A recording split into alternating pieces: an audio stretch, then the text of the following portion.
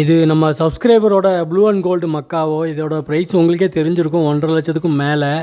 இது வந்து திடீர்னு கொஞ்ச நாளைக்கு முன்னாடி பறந்து போயிடுச்சு வெளியில். அவங்க வந்து என்கிட்ட காணோன்னு சொல்லி தான் ஷேர் பண்ணி விட சொல்லியிருந்தாங்க. சோஷியல் மீடியாவில் எல்லா பக்கமும் ஷேர் பண்ணி விட்டு நாலா பக்கமும் தேடி வீடு வீடாக அலைஞ்சி தெரிஞ்சு 2 நாள் கழித்து ஒரு வழியாக கஷ்டப்பட்டு இந்த பேடை கண்டுபிடிச்சாங்க. இந்த பேடால் ரொம்ப தூரம்லாம் பறக்க முடியாது, கொஞ்சம் தான் பறக்கும். அதனால் பறந்து போய் ஏதோ ஒரு வீட்டுக்குள்ளே விழுந்திருக்கு. அவங்களும் வச்சு ஒரு 2 நாள் வளர்த்துருக்காங்க. ஏதோ யாரோ கொடுத்த இன்ஃபர்மேஷனால் எப்படியோ கண்டுபிடிச்சி அந்த சவுண்டுலாம் கேட்டிருக்கு. அதனால் கண்டுபிடிச்சி அவங்க வீட்டில் இருந்து வாங்கிட்டு வந்து மறுபடியும் இவங்க வச்சுருந்துருக்காங்க. இது வந்து ஒரு ஃபீமேல் பிஜி மக்காவோ. இது வந்து நல்லா பேசும். இதோட பேர் வந்து அலெக்சான்னு பேர் வச்சுருக்காங்க. இது பேசுகிற ஆடியோவை நான் பேக்ரவுண்டில் போடுறேன், கேளுங்க.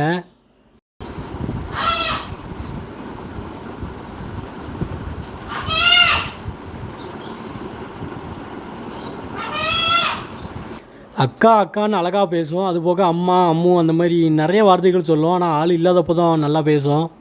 இந்த பேர்டு காணாமல் போயிருந்தப்போ இதோட பேர் அலெக்ஸா. அலெக்ஸான்னு கூப்பிட்டா பக்கத்தில் வந்துடும். அதை பிடிச்சி எடுத்துகிட்டு வந்துடலாம். இதை பிடிச்சி தேடி கண்டுபிடிச்சி கொடுக்குறவங்களுக்கு வந்து நான் 20,000 ரூபா வரைக்கும் சன்மானமாக நான் கொடுக்குறேன் அப்படின்னு சொல்லியிருந்தாங்க.